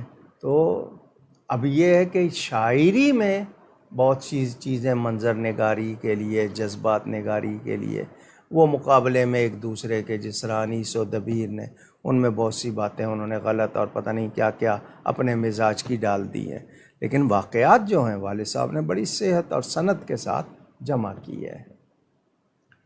ساجد صاحب کا سوال کہ اسلام میں کیا تعلیم ہے کہ شادی کی تقریب کیسی ہونی چاہیے؟ کتنی مرتبہ بتایا، لفظ شادی ہمارے ہاں رائج ہو گیا، اصل ایک نکاح ہے اور ایک اس کی دعوت ہے جس کو آپ ولیمہ کہتے ہیں، یہ 2 کام ہیں۔ نکاح کا بہترین طریقہ یہ تھا کہ مسجد میں نکاح ہوتا تھا، لڑکی کا باپ بھائی لڑکی کو نکاح کے بعد دولہا کے گھر چھوڑ آتے تھے، یا دولہا خود ساتھ لے جاتا تھا۔ لڑکی والوں پہ کوئی خرچہ نہیں تھا، کوئی ایسا سلسلہ نہیں تھا کہ جی آج مہندی، مائیوں، ڈانڈیا، یہ وہ دس، کچھ نہیں تھا۔ لڑکا شادی کے بعد جب میاں بیوی کی طرح رہنا شروع کر دیں تو ولیمہ کر دیتے تھے، بکری کا چھوٹا بچہ کو 10 بلا لیے، 20 بلا لیے، یہ تھا شادی۔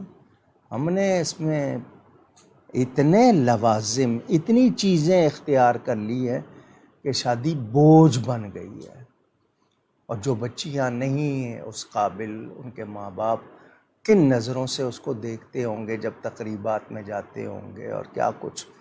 تو شادی سب سے اچھی وہ جو سادگی سے ہو، جس پہ خرچہ کم ہو، یہی ہم نے روایتوں میں پڑھا ہے، احادیث میں اور دیگر جگہ، یعنی سب سے کم خرچ شادی۔ اب یہ جو لوگ جو بڑا اب دینا تو اپنی بیٹی کو دے دو، داماد کو دے دو، ان کو بسانے پہ خرچ کرو۔ آپ لوگوں کو خوش کرنے پہ خوش کرتے ہیں، وہ خوش ہوتے نہیں ہیں، نظریں بھی لگتی ہیں، پھر آپ لوگ پتہ نہیں، کچھ لوگ تو قرض لیتے ہیں باقاعدہ، اور مجھے بہت تکلیف سے کہنا پڑتا ہے، کہنا نہیں چاہیے لیکن مجبور ہوں کہنے پہ، لوگ آتے ہیں جی ہم اس قابل نہیں ہیں، لڑکی کی شادی کرنی ہے، کچھ مدد کر دیں۔ مدد بھی لے رہے ہیں اور کھانے کا اہتمام وہ کر رہے ہیں، جی ہم اس میں یہ بھی ہوگا، یہ بھی ہوگا۔ تو ایک طرف تو مدد لے کے کر رہے ہو اور دوسری طرف اس میں ڈشیں اتنی رکھ رہے ہو، نہیں جی ہم نے تو یہ کرنا ہے، تو پھر مدد کیوں لے رہے ہو؟ عجیب سی بات ہے۔ اس بارے میں قانون بنائے گئے تو عمل نہیں ہوا جی، پولیس والوں کو دوسروں کو دے دیا کچھ اور اپنی مرضی سے جناب 11 بجے کا ٹائم ہے تو 1 بجے تک بھی چلا لیا، اور ڈش جناب ان کو کسی کو آفیسروں کو دے دیے پیسے اور زیادہ ڈشیں بنا لی۔ کیا ہے یہ سب؟ ہم کب نکلیں گے ان باتوں سے؟ ہمیں معاشرے کی اجتماعی سوچ کب آئے گی کہ ہم مسلمان مل کر پورے معاشرے کی بھلائی کریں؟ چونکہ موضوع آتا ہے درد ہے تو میں بار بار کہہ دیتا ہوں، سوال تو اتنا ہی تھا صرف۔ جی علامہ صاحب، نام رکھنے کے متعلق اور وظائف، اوراد اور خواب کی تعبیر، اس کے متعلق جو سوالات آتے ہیں وہ صرف جیسا کہ آپ نے نشست کے شروع میں بھی شروع میں فرمایا کہہ دیا تھا۔ شرعی مسائل کے بارے میں ہے، تو جب میں منع کرتا ہوں آگے سے یا معذرت پیش کرتا ہوں تو وہ لوگ مصر رہتے ہیں۔ آپ ایک بار اگر وضاحت کر دیں۔ جی، نام رکھوانا ہے آپ نے بچے کا، اس کا طریقہ یہ ہے کہ آپ ماں باپ کا نام، تاریخ پیدائش چاند کی، دن کون سا ہے، لڑکا ہے لڑکی ہے، وقت لکھ کر بھجوا دیں۔ وہاں مسجد میں میرے پاس روز ہی کوئی نہ کوئی آیا ہوتا ہے تو نام ان کو تجویز کر دیتے ہیں۔ اس پروگرام میں ایسا نہیں ہوگا۔ نمبر 2، اگر کوئی وظائف پوچھنا چاہتا ہے تو میری پوری کتاب ہے اوراد مشائخ، اردو میں بھی ہے انگلش میں بھی ہے، جو لوگ عربی نہیں پڑھ سکتے ان کے لیے بھی انتظام۔ اس میں تمام وظائف لکھے ہوئے ہیں۔ لکھی مریدوں کے لیے تھی مگر تمام سنیوں کو، سنی کا لفظ کہہ رہا ہوں میں، جو سچے سنی سب کو اجازت دے دی، کسی کے بھی مرید ہوں وظائف اس میں سے پڑھ سکتے ہیں، تو وظائف اس میں سے پڑھ لیں۔ اگر کوئی خاص مسئلہ ہے وہاں گلزار حبیب میں ٹیلی فون کر لیں، پوچھ لیں، بتا دوں گا۔ تیسری بات، خوابوں کی تعبیر، تو خواب آپ کی اپنی ذات کے حوالے سے ہوتا ہے، اس کو آپ مشہور نہ کریں۔ کسی بھی معبر جو صحیح تعبیر دینے والا عالم ہو، قریب ہو، اس سے پوچھ لیں، ہر کسی کو سنائیں بھی نہیں۔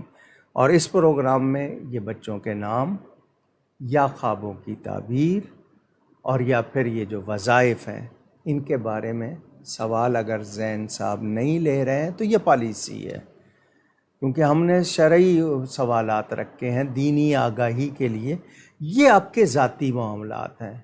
اور وظائف کے حوالے سے تو میرے خیال بہت سے لوگ پروگرام کرتے ہیں، اگر آپ کو مجھ سے ہی پوچھنے ہیں تو میری وہ کتاب لے لیں، یا پھر جامع مسجد گلزار حبیب میں بیٹھتا ہوں وہاں رابطہ کر لیں، کراچی میں رہتے ہیں آ کے مل لیں، وہاں حضرات و خواتین سب آتے ہیں، وظائف بھی لیتے ہیں، بچوں کے نام بھی نکلواتے ہیں، خوابوں کی تعبیر بھی پوچھ لیتے ہیں۔ لیکن اس پروگرام، اس فورم میں یہ چیزیں شامل نہیں کی جائیں گی۔ وہ کتاب ویب سائٹ پہ بھی موجود ہے، کوکب نورانی میں۔ ہاں جی، اسی میرے جو پیج ہے اس پہ یہ اوراد مشائخ اس پر بھی موجود ہے، تاکہ آپ کو خریدنی نہ پڑے، آپ اس میں سے اردو انگلش جو بھی چاہیں دیکھ سکتے ہیں۔ ورنہ ضیاء القرآن پبلیکیشنز، اردو بازار لاہور اور اردو بازار کراچی، وہاں دکانیں ہیں جو میری تمام کتابیں چھاپتے ہیں، ان سے مل جائے گی، یا جامع مسجد گلزار حبیب میں وہ راشد صاحب اسٹال لگاتے ہیں جمعہ کے دن، وہاں سے لے لیں۔ محمد عدنان صاحب کے سوالات، ان کا پہلا سوال کہ ایک حدیث پاک نظر سے گزری جس کا مفہوم یہ کہ قرآن پاک حزن کے ساتھ اترا ہے، لہٰذا اس کو حزن کے ساتھ پڑھو، تو اس کا کیا معنی ہے اور کیا مفہوم ہے؟ تفریح نہ بنائیں، ادب سے پڑھیں، ڈریں، مفہوم سمجھ میں آئے تو غور کریں۔ افلا یتدبرون القرآن، وہ جو اس معنی میں کہہ رہے ہیں اس سے وہ مراد نہیں ہے، اس کو سمجھیں کہ قرآن کو ہنسی کھیل کا وہ نہیں بنائیں، توجہ کے ساتھ پڑھیں، اس میں غور کریں۔ ام علی قلوب اقفالها، کیا تمہارے دلوں کو تالے لگے ہوئے ہیں؟ دھیان سے پڑھو، سمجھو، غور کرو۔ تو قرآن کو ادب کے ساتھ، محبت کے ساتھ پڑھیں۔ صرف پڑھ رہے تب بھی ثواب ہے، لیکن یہ کہ وہ یہ نہ ہو کہ ایک طرف موسیقی بھی آ رہی ہے اور ایک طرف یہ ہو رہا ہے، تو ادب کے ساتھ، توجہ کے ساتھ پڑھیں۔ صرف پڑھنا بغیر ترجمے کے بھی بہت زیادہ سعادت ہے، سمجھ کے پڑھنا اور زیادہ۔ ان کا اگلا سوال کہ میت کو دفن کرنے کے بعد واپسی کے راستے پر 40 قدم لینے کے بعد دعا کرنا کیسا ہے؟ جی بہت اچھی بات ہے، ہر قدم پہ کریں، 40 قدم کے بعد کر رہے ہیں اور اچھا ہے، در آ گئے کنارے پہ قبرستان کے پھر کریں، بار بار دعا کریں، آپ کو بھی ثواب ہوگا، جن کے لیے کریں گے ان کو بھی فائدہ ہوگا۔ بندش کیا ہے اور عاملین کے ذریعے اس کی کاٹ کروانا یہ کیسا ہے؟ جی اگر واقعی کسی پر بندش ہے تو اس کی کاٹ بھی ہے، اور سب سے بڑا کلمہ لا حول ولا قوت الا باللہ، اتنا پڑھنے سے شیطان بھاگ جاتا ہے، تو کوئی اور کا کیا چیز رہے گی؟ پڑھنا نہیں ہے، شکایت ہے، بندش ہو گئی۔ کیوں ہوئی ہے بندش؟ جھوٹ بول کے سودا دیتے ہیں، غلط اس کی تعریف کرتے ہیں وہ چیز۔ اب آپ نے لیبل لگایا ہوا ہے جی اس شربت میں وٹامن فلانا، وٹامن فلانا، اور یہ دھیلے کی چیز نہیں ہے اس میں، الٹا بلکہ زہر بھرا ہوا ہے۔ تو جب اس طرح کریں گے تو بندشیں ہی ہوں گی نا۔ آپ جھوٹ بول رہے ہیں، برکت اٹھ جاتی ہے۔ آپ گالی دے رہے ہیں، آپ حق مار رہے ہیں کسی کا، ناجائز منافع خوری کر رہے ہیں، احتکار کر رہے ہیں، ذخیرہ اندوزی کر رہے ہیں، اس کو نہیں ہے بندش ہو گئی جی، بندش ہو گئی۔ تو بندش ہمارے اپنے عمل ہوتے ہیں، ہماری زبان ہے، ہمارا اپنا مسئلہ، غلط پیسہ ملا ہوا ہے۔ تو یاد رہے کہ آپ خود کثرت سے پڑھتے رہیں تو کاٹ ہوتی رہتی ہے، لیکن اگر کوئی صحیح سچا عامل ہے، کاروباری نہیں ہے، اور وہ کسی کے خلاف بھی ایسا نہیں ہوتا نا جی میرا فلانا دشمن ہو گیا اس کے لیے لو جی یہ پتلا جلاؤ، تو جی یہ اس طرح کے عمل نہیں، یہ غلط ہے۔ یا بیوی آ جائے کہ شوہر میرے قابو میں آ جائے، اس طرح کا تعویذ دینا بھی جائز نہیں ہے۔ ہاں یہ کہو کہ محبت دونوں میں زیادہ ہو جائے، تو ذہن میں رہے سچا عامل ہے اور وہ جانتا ہے شرعی، اس سے آپ کو پوچھ لیں۔ اب وہ جو نہیں اتنا کچھ لانا ہوگا اور وہ قبر میں دبانا ہے، تو آپ کا ڈر جاتے ہیں جی میں رات کے وقت قبرستان جاؤں گا دباؤں گا، وہ کہتا ہے اچھا ہمارے پاس بندے ہیں اتنے پیسے دے دو، کاروبار بن گیا۔ آپ خود نہیں پڑھنا چاہتے، آپ خود نہیں سدھرنا چاہتے، تو ٹھیک ہے پھر پیسے لٹائیں، پھر عاملوں کی شکایت نہ کریں جی۔ تو میں تو عملیات سے اللہ کا شکر بہت دور، صرف پڑھنے کو بتا دیتا ہوں، بہت زیادہ کو مجبور کرے تعویذ لکھ دیتا ہوں، ورنہ مری وہ بھی عادت نہیں ہے، اور اس پہ کوئی یہ نہیں ہے کہ اس کا کاروبار کر رہا ہوں۔ تعویذ لکھنے پہ اجرت بھی جائز ہے، لیکن یہ نہیں کہ کلینک بنا کے کاروبار شروع کر دیں۔ تو ذہن میں رہے کہ آپ خود بھی کاٹ کر سکتے ہیں، اپنے اعمال درست کر لیں، پڑھائی کریں، برکت ہوتی ہے، لیکن کوئی صحیح عامل ہے اور واقعی کوئی بندش ہے تو کاٹ بھی ہو جاتی ہے۔ اثرات بد ہوتے ہیں، گھروں میں اذان دیا کریں، قرآن کی تلاوت کیا کریں، نماز پڑھا کریں، کوئی مستحقین کی مدد کیا کریں، بلائیں ٹلتی ہیں۔ صدقہ اللہ کے غضب کو ٹھنڈا کرتا ہے، تو دوسروں کے کام آؤ۔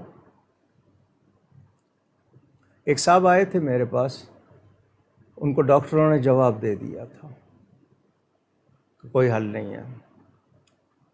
تو اس نے مجھ سے پوچھا، میں نے اس کو کچھ باتیں سمجھائیں۔ اس کے پاس خاصی رقم تھی جو زندگی کمائی، وہ اپنے گاؤں چلا گیا، بہت ہی پسماندہ علاقے میں۔ پسماندہ کا مطلب پیچھے رہ جانے والے، ہی نہیں، غریب آبادی میں۔ اس نے جا کے وہ پیسہ وہاں مستحقین کو دیا، میں تو جا رہا ہوں۔ تو اس نے وہ پیسہ غریبوں میں اور لوگوں میں بانٹا۔ ابھی وہ وہاں بانٹ ہی رہا تھا، اس کی صحت ہونی شروع ہو گئی، وہ بالکل تندرست ہو گیا۔ اس کے بعد وہ کتنا عرصہ جیا، اللہ کی راہ میں دیا، اللہ نے اس کو صحت دے دی۔ میں نے ایک واقعہ لوگوں کو سنایا تھا، حضرت موسیٰ علیہ السلام کے حوالے سے میں نے پڑھا تھا۔ ایک شخص تھا، اس نے کہا کہ یا اللہ میری زندگی میں میرا جتنا رزق مجھے اکٹھا دے دے۔ موسیٰ علیہ السلام سے اس نے کہا کہ آپ سفارش کر دیں اللہ سے، جتنا رزق اب میری زندگی میں ہے وہ مجھے اکٹھا مل جائے۔ موسیٰ علیہ السلام نے کہا کیا کہہ رہا ہے؟ اس نے کہا جی بس فاقوں سے تنگ آ گیا ہوں، مجھے اکٹھا مل جائے۔ وہ مثال سمجھنے کے لیے سمجھ لیں کہ اس کی 10 بوریاں ہوں گی، وہ اس کو اکٹھی مل گئیں۔ اس نے وہ 10 بوریاں لے کے فوراً پورے گاؤں کی دعوت کر دی، سارے اور جتنا جی چاہتا ہے کھاؤ۔ موسیٰ علیہ السلام کا گزر ہوا اس کے پاس کوئی کچھ دنوں کے بعد، تو دیکھا دیگیں پھر چڑھی ہوئی، کہ یا اللہ اس نے تو کہا تھا اکٹھا رزق مل جائے، اور اس نے ابھی تک اس کا رزق۔ فرمایا اس نے اپنا تو مانگ لیا لیکن سب کو کھلایا، دوسروں کو شامل کر لیا، ہم نے اتنا ہی رزق روزانہ کے لیے کر دیا ہے اس کا. تو مطلب یہ کہ نیکی کرے، خیرات کرے. آپ لوگوں، ہم کہتے ہیں نا اگر دولت آئی ہے تو اسٹینڈرڈ آف لیونگ، اپنے رہنے کا جو آپ کا ہے وہ زیادہ نہ کرو، اسٹینڈرڈ آف گیونگ، دینے کا جو ہے نا وہ زیادہ کرو. ہم لوگ کیا ہوتا ہے، نہیں جی لگژریز لینا شروع کر دیتے ہیں، پیسے آ گئے ہیں، غریبوں کا احساس نہیں ہے. کچھ لوگ اپنے وہ لگژری نہیں کرتے بلکہ اس میں دوسروں کو شامل کر لیتے ہیں تو ختم ہی نہیں ہوتا. تو کوشش کریں، بندش وغیرہ کے چکر میں نہ پڑیں، اللہ کا شکر کریں. اور وعدہ ہے لَإِن شَكَرْتُمْ لَأَزِيدَنَّكُمْ، جو شکایت کرتے ہیں نا ان کا نہیں، جو شکر کرتے ہیں ان کے ہاں برکت ہوتی ہے. بے شک. ان کا اگلا سوال کہ کیا والدین بچوں کا موبائل فون چیک کر سکتے ہیں؟ کر سکتے ہیں، ماں باپ کا حق ہے، ماں باپ کا حق ہے. لیکن شوہر بیوی کے درمیان، وہ میرے منہ سے اس دن نکل گیا تھا کہ دوسرا لے لیں، تو لوگوں نے کہا کہ مولانا صاحب آپ کیا کہہ رہے ہیں. میں نے تفریحاً کہا تھا میاں بیوی کو بہرحال ایک دوسرے پہ اعتماد ہونا چاہیے اور لائل ہونا چاہیے، یعنی یہ کہ وفادار. باقی ماں باپ بچوں کا چیک کر سکتے ہیں اور بچے ان کو روک نہیں سکتے. ماں باپ کا حق ہے جب تک بچے ان کے پاس ہیں. بڑے ہو جائیں، جوان ہو جائیں، پھر کہاں سنتے ہیں. آج کل تو بات نہیں سنتے ہیں، تو اتنی بات کہاں گوارا کریں گے. فیصل آباد سے جنید اکبر قوری صاحب کے سوالات. ان کا پہلا سوال کہ خانہ کعبہ کو جو اندر اور باہر سے غسل دیا جاتا ہے، کیا یہ سنت سے ثابت ہے؟ جی شروع سے ہوتا آیا ہے، غسل دیا جاتا ہے. کوئی اس میں حرج کی بات نہیں ہے، بلکہ اگر کوئی ممانعت ہوتی تو وہ لوگ جو بہت سی چیزوں کے منکر ہیں اس کو کیسے قبول کرتے، کیونکہ ان کے عقیدے میں اور دوسروں میں فرق ہے. تو یہ شروع سے چلا آ رہا ہے، غلاف کا بھی اور غسل کا بھی. پہلے اتنا مہنگا غلاف نہیں ہوتا تھا، آج کل تو اس پہ سونے کا ہی اچھا خاصا کام ہوتا ہے، اور کتنا سلک کسوہ کہتے ہیں، اور اس کا کاروبار بھی ہو رہا ہے. کیونکہ سننے میں یہ آیا کہ وہ زیادہ بنا لیا جاتا ہے، کیونکہ لوگ لیتے ہیں تو باقاعدہ ٹکڑے بیچے جاتے ہیں معاذ اللہ. تو غسل جو ہے یہ شروع سے ہوتا آیا ہے. یہ آج کا آخری سوال. انشاءاللہ جو سوالات رہ جائیں گے وہ اگلی نشست میں ابتدا میں لے لیے جائیں گے. آپ لوگ اپنے سوالات اسی لائیو اسٹریم کے کامنٹ سیکشن میں لکھ سکتے ہیں. اگر لائیو اسٹریم ختم ہو جائے تب بھی آپ اگلی نشست سے پہلے اپنے سوالات لکھ دیجئے. آپ کے سوالات شامل کر لیے جائیں گے. واٹس ایپ اور پیج ان باکس کی سہولت بھی آپ کے پاس موجود ہے، آپ وہاں اپنے سوالات بھیج سکتے ہیں. آج کا آخری سوال. اعلیٰ حضرت امام احمد رضا خان رحمۃ اللہ علیہ کی تعلیمات و تحریرات کے مطابق چلنے والوں کو بریلوی کیوں کہا جاتا ہے؟ اگر عقیدت سے کہا جاتا ہے تو پھر وہی لوگ اپنے آپ کو سنی بھی کہتے ہیں. اس کے متعلق وضاحت فرما دیجیے. لکھا بھی تھا میں نے، ہم لوگ اہل سنت و جماعت ہیں، جس کو ایک لفظ میں سنی کہا جاتا ہے. بریلوی کسی عقیدے کا نام نہیں ہے، بریلوی کسی فرقے کا نام نہیں ہے، بریلوی کسی مذہب کا نام نہیں ہے. ہاں آج کے دور میں بریلوی اصلی سنی کی پہچان کا نام ہے. پھر کہہ رہا ہوں، نہ یہ کوئی فرقہ ہے، نہ جماعت ہے، نہ مسلک ہے، نہ مذہب ہے. اہل سنت کی اصلی پہچان. سوال آیا ہے تو عرض کر رہا ہوں سمجھانے کے لیے. گھی، آپ اس کو کاؤ بٹر بھی کہتے ہیں، کاؤ آئل بھی کہتے ہیں، گھی کا کوئی اور بھی نام ہوگا انگلش میں. بہرحال گھی ساری دنیا جانتی ہے، جس میں آپ کھانا پکاتے ہیں. کوئی 100 برس پہلے گھی کو گھی ہی کہتے تھے. کبھی اصلی گھی، دیسی گھی، خالص گھی نہیں کہا جاتا تھا، صرف گھی کہا جاتا تھا. پھر آ گیا بناسپتی. جب بناسپتی مارکیٹ میں آیا تو اب فرق کرنا ضروری تھا، کیونکہ بناسپتی کو بھی گھی کہا گیا، تو اب کہا گیا کہ یہ اصلی گھی ہے، یہ بناسپتی گھی ہے۔ پھر اس اصلی دیسی خالص کے لفظ آئے، اس سے پہلے صرف گھی کہا جاتا تھا۔ بناسپتی آنے کے بعد پہچان کے لیے اصلی دیسی خالص گھی کہنا ضروری ہو گیا۔ پہلے صرف سنی تھے، دوسرے تو جو الگ ہیں ان کی بات نہیں کر رہا، جو الگ تھے وہ تھے، لیکن اہل سنت سنی تھے۔ لیکن کچھ ایسے آ گئے کہ وہ اپنے آپ کو کہتے تو سنی رہے، مگر ان کے عقیدے سنیوں والے نہیں تھے، انہوں نے اپنے دوسرے عقیدے بنا لیے تھے۔ اب پہچان کرنا ضروری ہو گیا کہ اصلی سنی کون ہے، کیونکہ دوسرے بھی سنی کہہ رہے ہیں اپنے آپ کو۔ تو اصلی سنی کے لیے بریلوی کا لفظ ہندوستان سے پاکستان میں دیا غیروں نے تھا، مگر رائج ہو گیا۔ اب کوئی ہم نرے بریلوی نہیں ہیں، ہم سنی بریلوی ہیں۔ کیا مطلب؟ اعلیٰ حضرت امام اہل سنت مولانا شاہ احمد رضا خان وہ ہستی ہوئے جنہوں نے اس دور میں جب کہ عقیدوں کو بگاڑا جا رہا تھا، انہوں نے صحیح عقیدوں کی ترجمانی کی، اصلی عقیدوں کی ترجمانی کی، تعلیمات اور تحریرات ان کی وہ ہماری ترجمانی کرتے ہیں، تو ان کی نسبت جوڑ دی گئی۔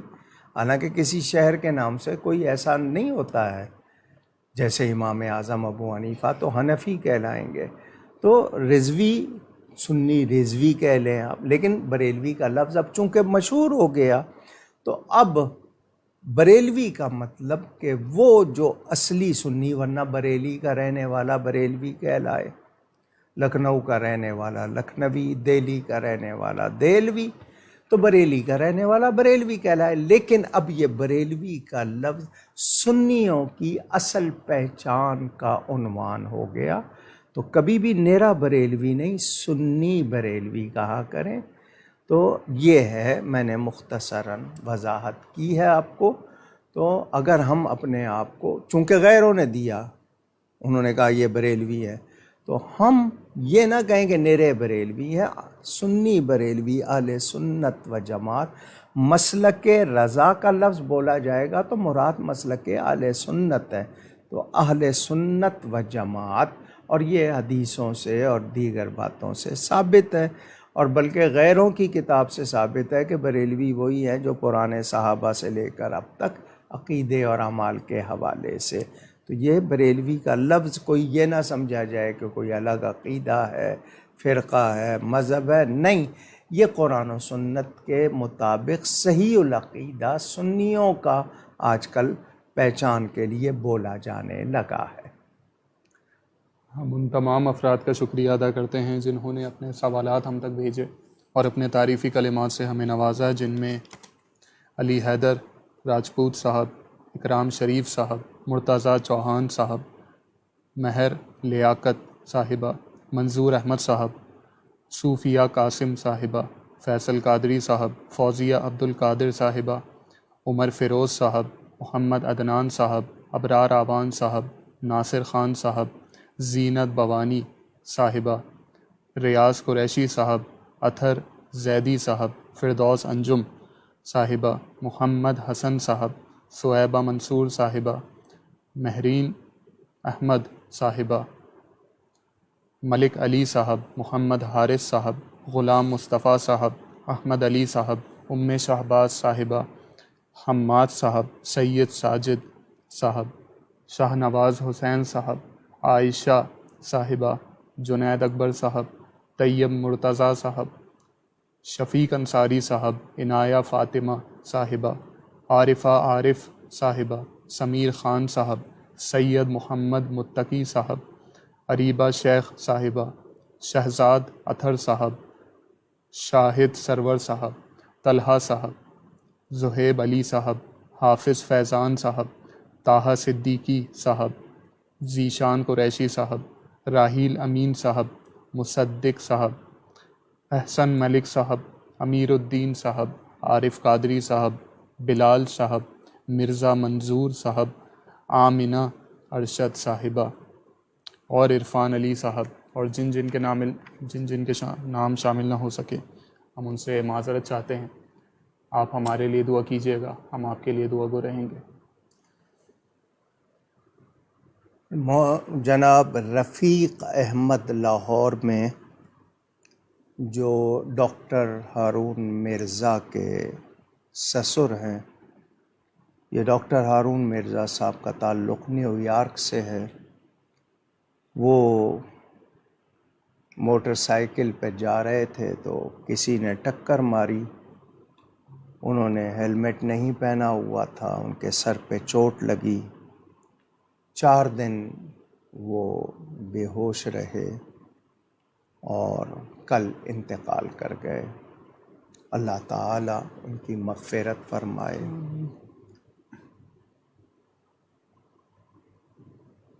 کنونشن سینٹر میں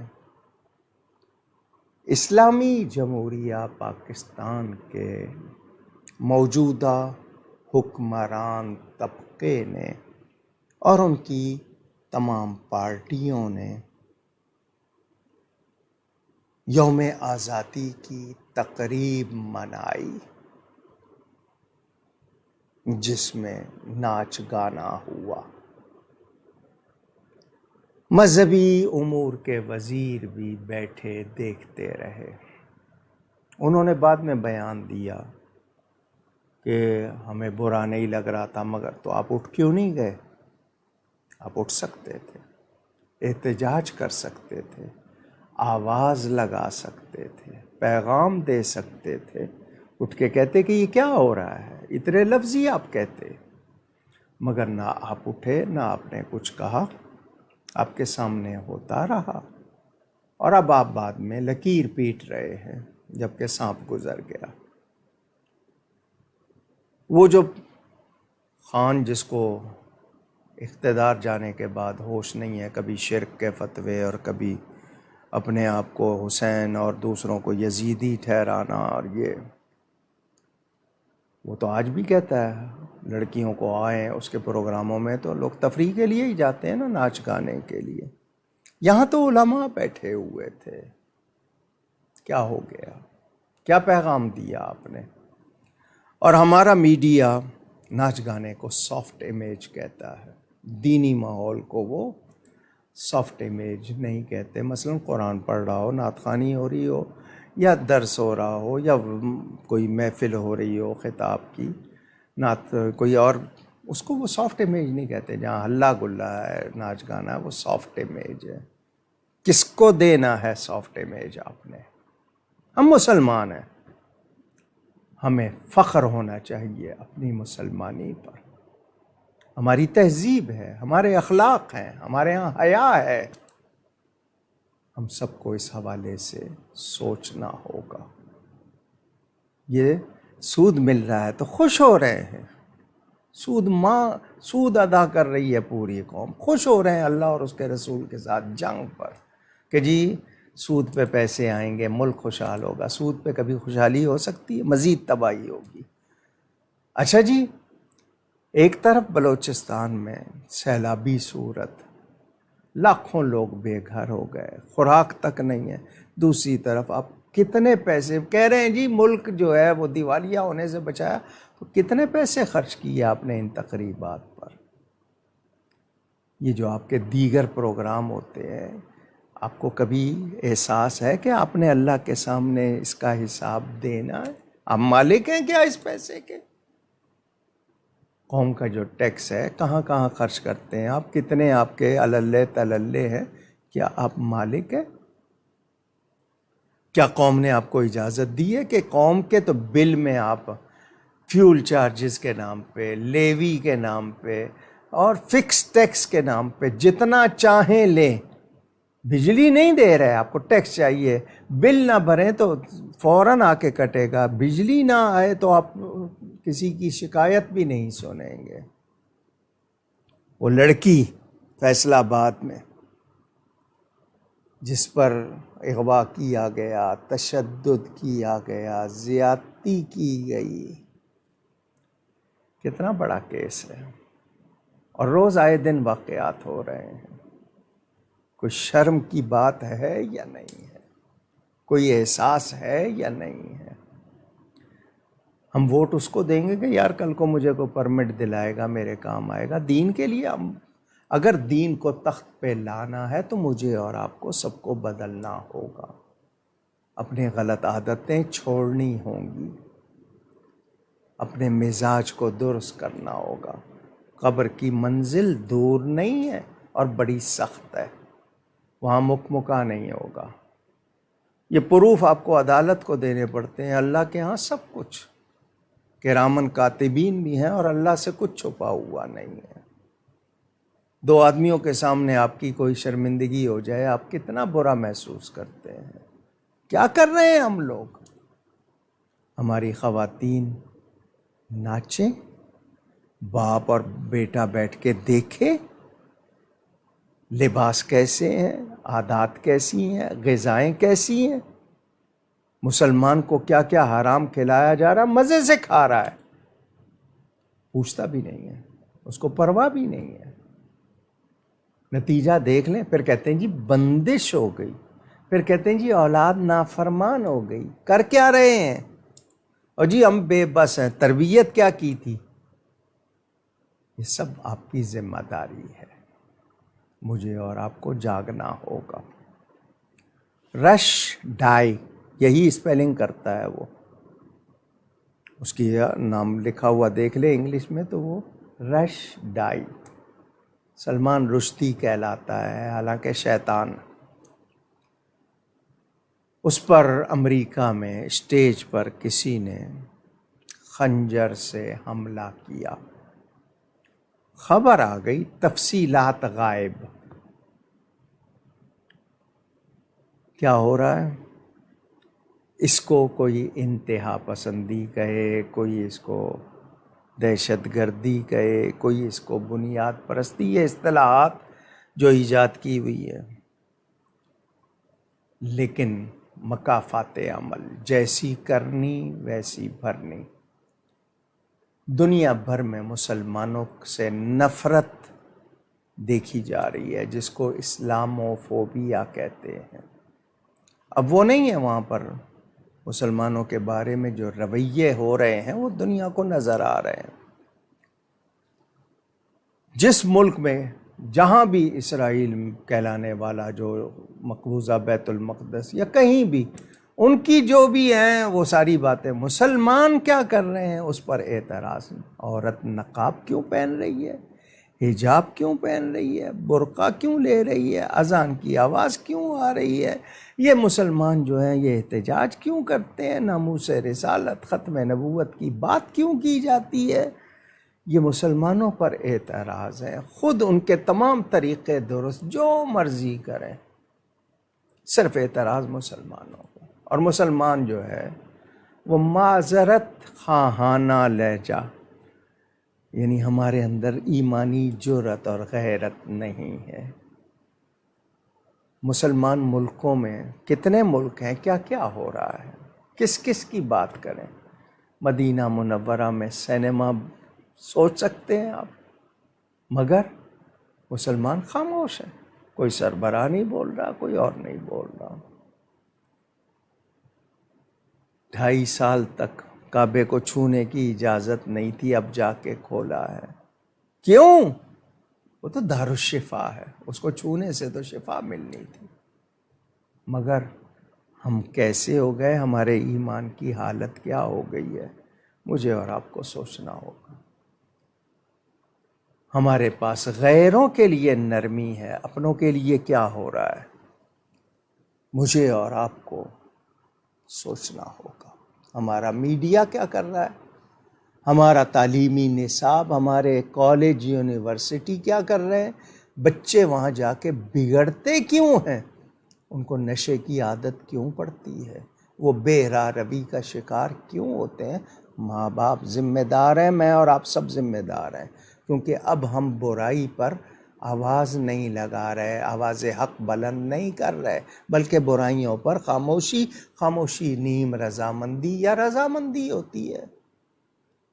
پھر اگر قہر ٹوٹ رہا ہے یا عذاب کی صورتیں ہو رہی ہیں تو پھر شکایت کیوں؟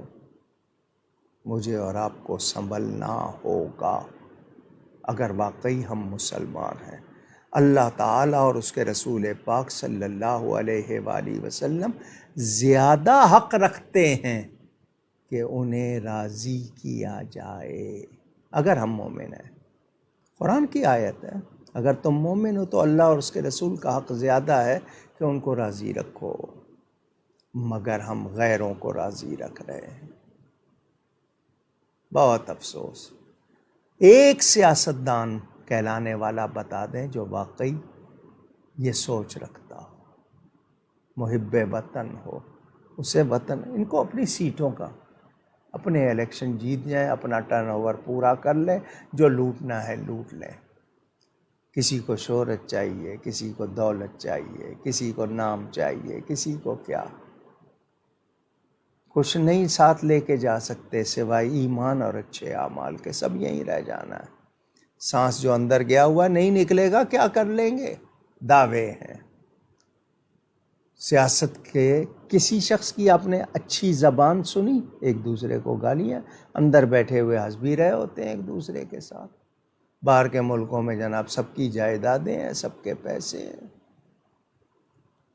بہت ہی ہم لوگ منافقانہ زندگی گزار رہے ہیں، اوپر سے کچھ اندر سے کچھ، پھر رحمتیں کہاں سے آئیں گی؟ مجھے اور آپ کو غور کرنا ہوگا۔ بہرحال کچھ درد ہے، آپ سے بانٹ لیتا ہوں۔ آپ کی تجاویز بھی آئیں اس پروگرام میں، آپ کوئی چاہیں کہ کون سا طرز، اگر کوئی آپ کو لگتا ہے کہ کیا چیز کی جائے جس کو آپ زیادہ پسند کرتے ہوں، آپ تجاویز بھی دے سکتے ہیں۔ اور احباب جو بھی وابستہ ہیں، جو لائیو سنتے ہیں، جو بعد میں ریکارڈنگ سنتے ہیں، یقیناً فائدہ آپ اٹھاتے ہوں گے۔ گفتگو میں مجھ سے کہیں کوئی غلطی ہو گئی ہو، اللہ تعالیٰ اور اس کے رسول پاک صلی اللہ علیہ وسلم کی بارگاہ میں توبہ کرتا ہوں۔ اور بھی باتیں ہیں، مگر ایک بات کہہ دوں، یہ جو محرم کے بعد جو دن شروع ہوتے ہیں، مجھے سفر بھی کرنا پڑ جاتا ہے۔ کچھ لوگ جمعرات کا دن زبردستی مانگ کے لیتے ہیں، تو اس کی وجہ سے ایسا ہو سکتا ہے کہ کبھی ناغہ ہو جائے یا وہ پروگرام جمعرات کی بجائے کسی اور دن ہو جائے۔ تو ایسی صورتحال اگر آئی تو آپ کو چونکہ پوسٹر ایک دن یا 2 دن پہلے زین صاحب جاری کرتے ہیں، بتا دیں گے۔ وابستہ رہیے گا ان سے تو خبر مل جائے گی۔ اور کسی دن ملک میں نہیں ہوا تو وہ مجبوری ہے، یہاں ہوں لیکن کسی نے مثلا میلاد شریف کا مہینہ آئے گا، کوئی عرس آ جاتا ہے کسی کا، کوئی ایسی تاریخ تو نہیں ہو سکتا، تو دن بدل کے کر لیں گے۔ آپ سے رابطہ رہے گا۔ نیکی کیجئے، نیکی پھیلائیے۔ اللہ تعالی آپ سب کو برکتیں عطا فرمائے۔ بہت شکریہ۔ والسلام علیکم ورحمۃ اللہ وبرکاتہ۔